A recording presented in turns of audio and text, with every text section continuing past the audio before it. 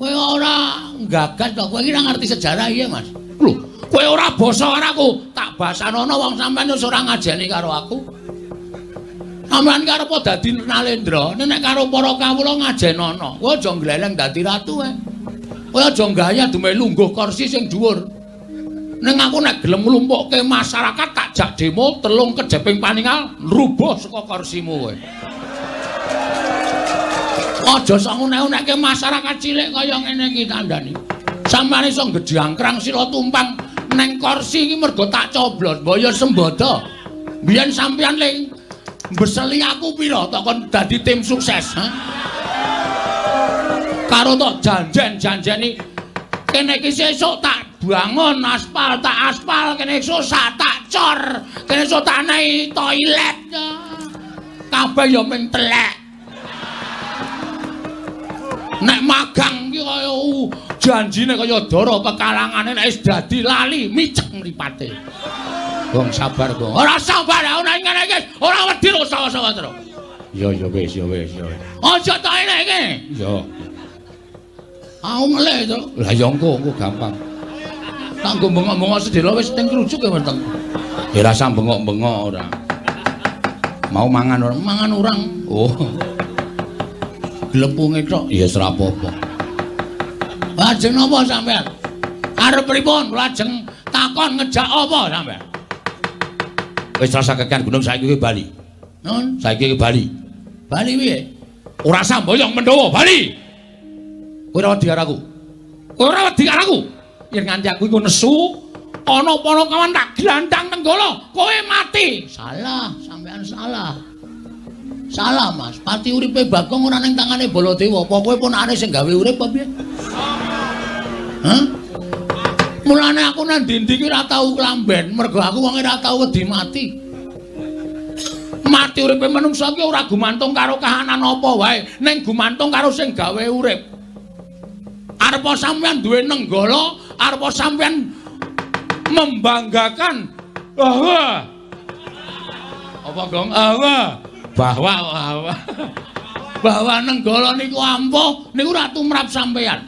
Ning ampuh ing pusaka, ampuh ing ngaji-aji menika nek diridhoi karo Allah Subhanahu wa taala. Nek Gusti ora ngeparengake pusakamu ki ampuh, mbok tok tamake apa-apa ora bakal ampuh. Ngono? Ya jalo piye tokno nek ora percaya. Nek iso mlebu nang wetenge Bagong berarti aku dipesthekke mati saka tangane Prabu Baladewa. Nek nek Bagong ditamani nenggala ora apa-apa, kewirangan kowe bol. Lho. Bol piye? Jenengmu sapa? Baladewa, tundang bol kok ora gelem. Apa kon ngundang boyok ngono? Dhuwure bol. Dhuwure bol jengkulmu ora. Angkeme ora. Wah. Ngono kok ora di karo Baladewa. Ora mboten wedi karo sampean. Bebasanipun ngaten sinuwun. Sak kranjang koplak ngendikaning Prabu Baladewa, kula lebetke kuping kiwa tak tokke kuping tengen. Ning sekelima ngendikaning Sinuwun Prabu Duryudana. Lho. Puntadewa Gong. Wah, Puntadewa lali. Bakal kula agem. Badhe kula agem lan badhe kula estakaken dawuhipun. Parap marsmaning jajalan. Yen ngono cetha kowe wani karo Baladewa. Cetha kowe wani karo Baladewa. Wis kowe saiki bali kono karo bapakmu. Bapakmu iki kon eling, bapakmu iki kon mulat karo kahanane. Bapakmu ki wong sekeng, bapakmu ki wong ora duwe. Kok arep bangun kayangan iki gablek apa? Mbok kon ngilo karo cengele. Mbok kon ngilo karo kahanane. Bapakmu ki wong melarat kok bangun kayangan ki ora ndelok karo kahanane bapakmu kuwi.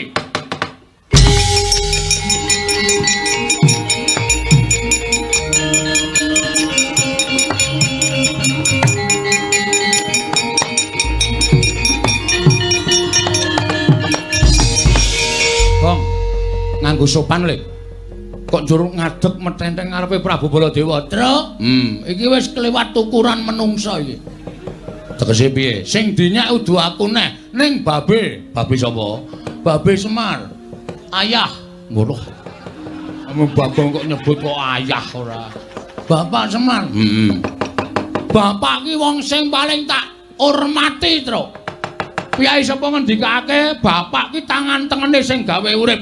Mula sapa sing wani karo bapakne kuwi bakal entuk hukum sing ora ana pangapura selawase urip. Siji, bakal nampa rekoso uripe, angka loro lawanging kanugrahan ditutup. Wong urip ning donya iki nek lawanging kanugrahan ditutup, arep ngopo wisan? Wis ora duwe pengarep-arep apa-apa.